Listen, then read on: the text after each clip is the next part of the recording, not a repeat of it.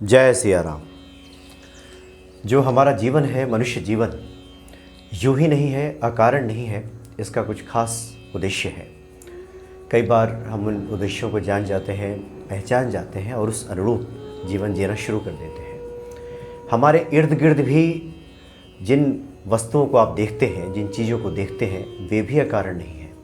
कई बार हमारे जीवन में जब अच्छा होना होता है या पुण्य फलों का उदय हो चुका होता है या होना होता है, तो वो चीज़ें कई बार हमारे इर्द गिर्द इकट्ठी हो जाती हैं। लेकिन कई बार अगर किसी कारण से अच्छा नहीं होना है, कुछ दिक्कतें जीवन में आनी हैं, कुछ हमारे कर्मों की वजह से, तो फिर ये चीज़ें भी उसी रूप में इकट्ठी होने लगती हैं।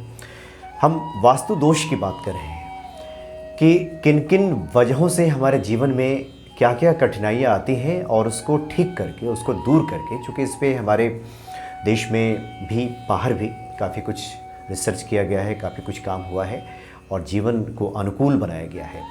इन्हीं सब विषयों के बारे में आज जानकारी देंगी ज्योतिषाचार्य हरलीन कौर जी, जो कि वास्तु की भी काफ़ी अच्छी जानकार हैं, लाल किताब की, हनुमान जी की साधिका भी हैं। स्वागत है आपका। जय सिया राम। और हरलीन जैसे बातें हो रही थी, एक आम जिज्ञासा आमतौर पर आती है दुर्घटना को लेकर। और ये दुर्घटना कहीं भी हो जाती है। कई बार व्यक्ति बिल्कुल स्वस्थ है, बाथरूम में ही गिर गया, कहीं हाथ उसका टकरा गया, उसमें चोट लग गई, वाहन दुर्घटना हो गई। कुछ ये कारण बन जाते हैं, कुछ इस तरह के वास्तु दोष आ जाते हैं घर में कि कुछ चीज़ें ऐसी रखी हैं जैसे दिक्कत हो गई।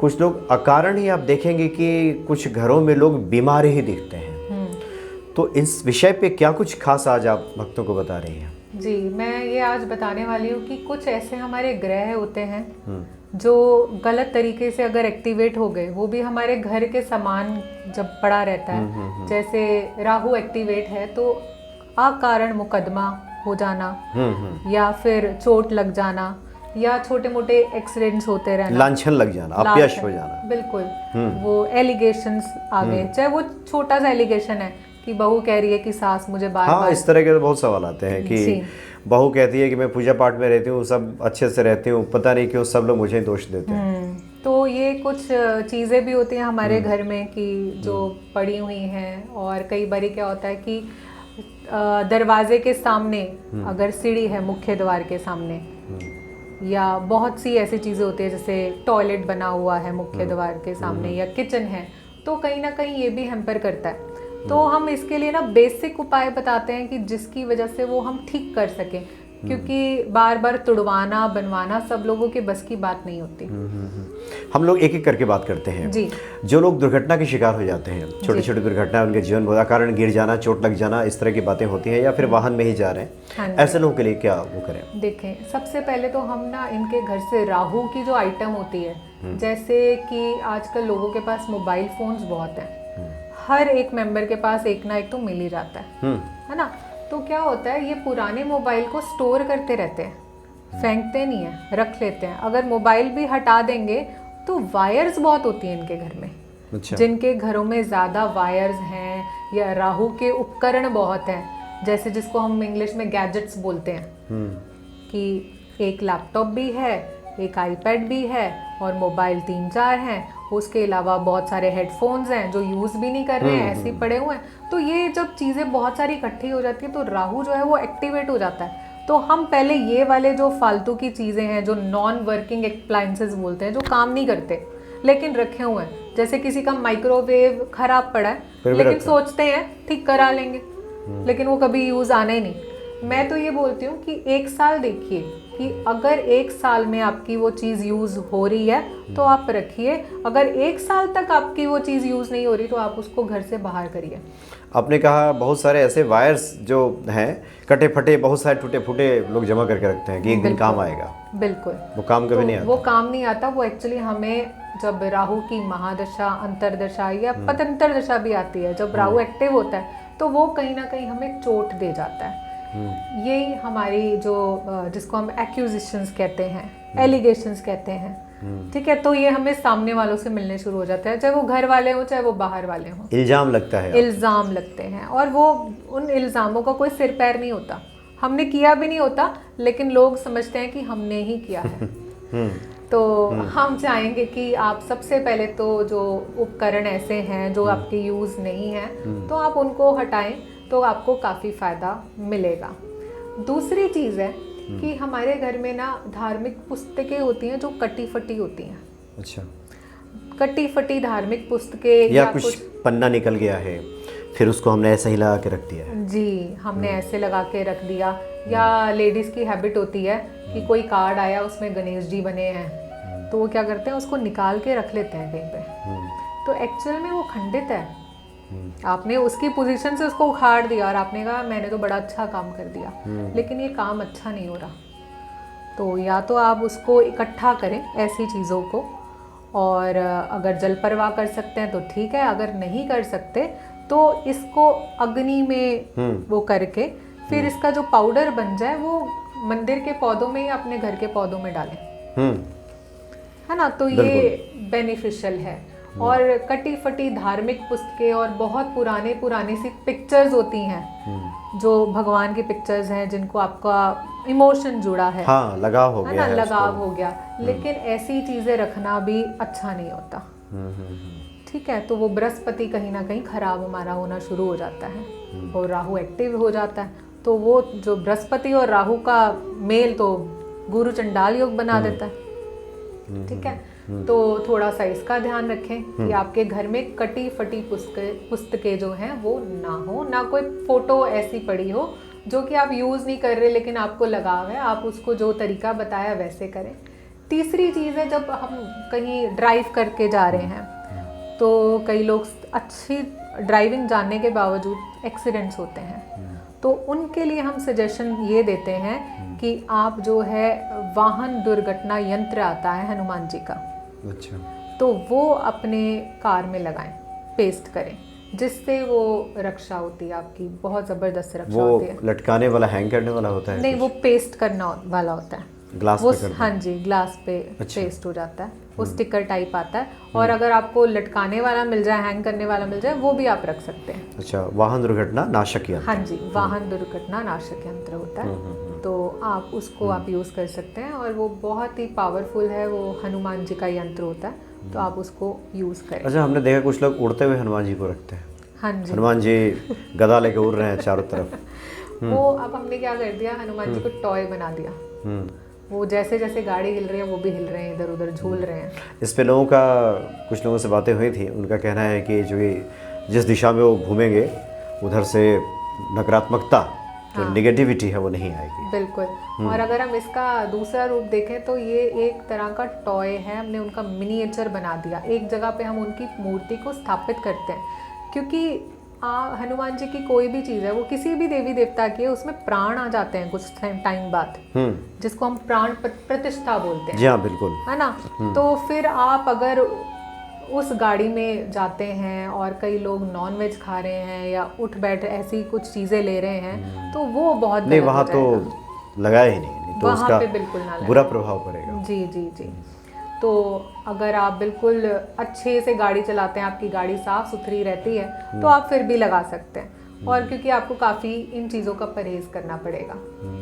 ठीक है, बाकी वास्तु दोष के बारे में हम ज़रूर बात करेंगे कि जैसे दरवाज़ा जो मुख्य द्वार है। अच्छा, पहले बीमारी के बारे में थोड़ा बता दें, क्योंकि ये भी बहुत रहता है। कुछ घर में लोग बीमार ज़्यादा पड़ते हैं, ये किस वजह से होता है? जो बीमारी आती है वो वास्तु दोष, अगर नॉर्थ ईस्ट में टॉयलेट है तो मेन प्रॉब्लम तो लाइफ में जो मेजर डिजीज आता है उत्तर पूर्व, हाँ जी, उत्तर पूर्व में अगर आपका बाथरूम है तो वहाँ पे तो आपको लाइफ थ्रेटनिंग डिजीज, जिसको कहते हैं बहुत बड़ी बीमारी जो है वो झेलनी पड़ती है। तो कोशिश यही करनी चाहिए कि नॉर्थ ईस्ट में हमारा जो है वो टॉयलेट ना हो। और अगर बदल ना सकते हो तो फिर क्या करें?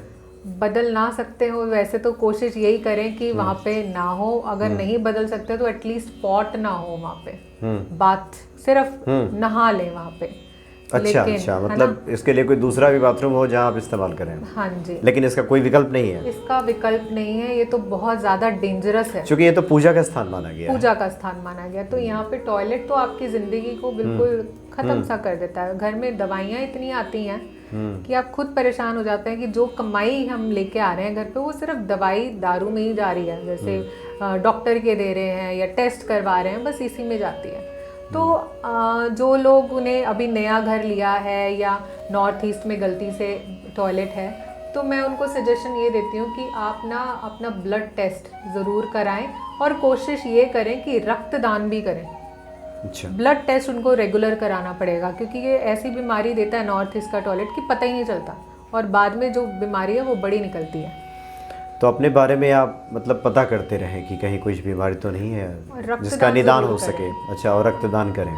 और इसके साथ साथ एक चीज़ और है कि आपकी जो बर्थ डेट है, मानो 16 है, तो हर महीने की 16 तारीख को हॉस्पिटल जाएं और वहाँ पे कैंटीन में कुछ खा पी के आएं अपने पैसे देके, तो भी इसका निवारण अच्छा। ये हो सकता है। हाँ, चूँकि आपको बीमारी की संभावना है तो इसलिए पहले ही हॉस्पिटल से कुछ खा पी के आ जाइए, जी, उसके आजकल कैंटीन तो से। अच्छी अच्छी कैंटीन बनी है, आप कुछ भी खाएं, सैंडविच खाएं, चाय पिएं, पानी पिएं, लेकिन वहाँ पे बैठ के थोड़ी देर बैठ के खा पी के आएं। कुछ ऐसे लोग भी हैं जो जेल यात्रा से बचने के लिए आजकल जेल के कैंटीन के बिस्किट खा रहे हैं। वो जेल की कैंटीन के बिस्किट फायदे नहीं करेंगे, लेकिन हाँ, अगर आपको अंदर से रोटी मिल जाएगी अच्छा। तो वो थोड़ा सा आपको फायदा कर देती मतलब ऐसा है। है। जी, ऐसा है। ये इवेंट मैनेजमेंट कहते हैं इसको एस्ट्रोलॉजी में, कि इवेंट तो आना है लेकिन उसको मैनेज कर दिया, उसको मिनिमाइज कर दिया। मिनिमाइज कर दिया, उसका इम्पैक्ट नहीं आता। वो कान यहाँ से नहीं खींच के यहाँ से पकड़ लिया, तो कान तो खींचना है। अच्छा, लेकिन असर थोड़ा कम होगा जी, उसका। बिल्कुल। अच्छा, एक और जो समस्या रहती है लोगों की, ज़्यादातर लोग पूछते भी हैं कि घर के जो प्रवेश द्वार है, घुसते ही एंटर करते ही सामने किचन है, तो ये भी दोष है। जी, बिल्कुल, ये दोष है। तो आप अगर इसमें कुछ नहीं कर सकते तो या तो उस जोन में आप कोई पर्दा लगा लें। अगर पर्दा भी नहीं लग सकता तो क्लियर कॉर्ड्स का क्रिस्टल आता है, वो आप अपने हैंग कर सकते हैं आपके मेन एंट्रेंस पे, तो उसका इम्पैक्ट कहीं ना कहीं कम हो जाता है। और जिस जोन में, जिस डायरेक्शन में हमारे ये दरवाज़ा आता है, तो वास्तु एक्सपर्ट क्या करते हैं, वहाँ की देखते हैं डिग्री क्या है, वो जोन कौन सा आ रहा है, तो उसके हिसाब से ना वहाँ पे मेटल की स्ट्रिप डलवाते हैं ताकि कहीं ना कहीं उसकी काट हो जाए। तो हम ऐसे कर सकते हैं चौखट के पास। हाँ जी, चौखट के पास। और कई बारी हमें जब लगता है कि बहुत ज़्यादा प्रॉब्लम है तो हम चौखट पूजा भी रेकमेंड करते हैं। तो चौखट की पूजा जो है पंडित जी करते हैं, तो वो हम बताते हैं कि चौखट की पूजा, द्वार पूजा, द्वार पूजा, तब भी उससे भी राहत मिलती है। उससे भी राहत मिलती है। और जब आप इन सब में से कुछ भी नहीं कर सकते तो सिर्फ आप पिंक कलर की फिटकरी ला के रख लें। कहाँ पे रख दें?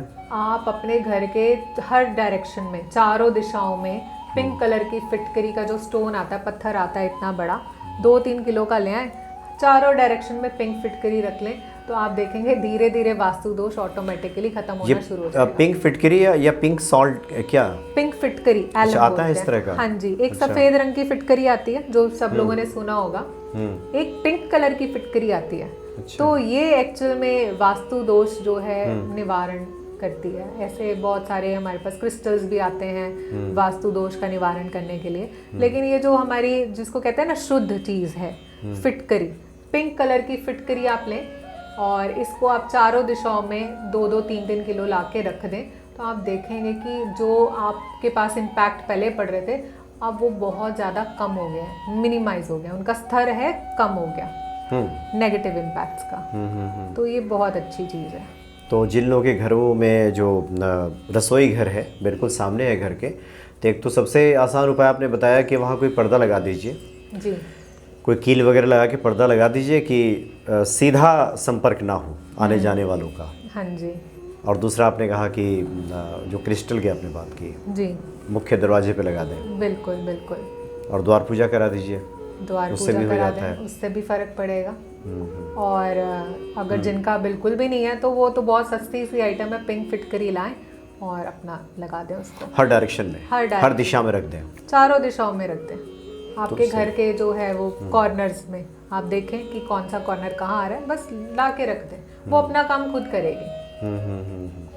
तो नेगेटिविटी वहाँ से दूर हो जाएगी, नेगेटिविटी दूर होगी, वास्तु का जो खराब इम्पैक्ट है वो दूर होगा, वो दूर होगा। जी हाँ, जी हाँ। तो यानी एक आखिर में जिज्ञासा की, ये जो वास्तु है हमारे जीवन के प्रत्येक चीज़ों को प्रभावित करता है। जी बिल्कुल। हर हमारे चीज़ इर्द के गिर्द लिए। जो वस्तुएं हैं, जो हम परिधान धारण करते हैं, जिस प्रकार का हमारा आचरण है, ये सब काम करता है। बिल्कुल बिल्कुल, हर चीज़ जो है काम करती है। अब मान लो कोई जना है, वो घर के ईस्ट साइड में अपने जूते रखता है। उन्होंने अपना जो है स्टैंड जो बनाया हुआ है, शू ईस्ट में रैक बना बनाया, दिया वो है। ईस्ट में बना दिया।